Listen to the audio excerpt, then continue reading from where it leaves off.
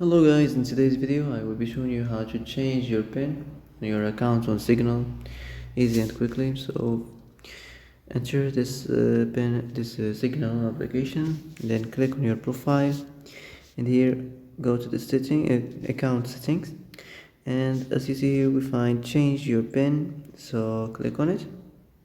So um, here you have to choose your PIN and then click next and confirm it again, and that's it will be changed. So that's it, that's how to change your PIN on your account on Signal easy and quickly.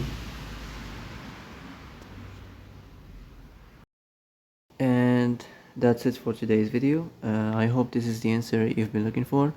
If you like this video, don't forget to like and subscribe, and see you in the next video. Thanks for watching.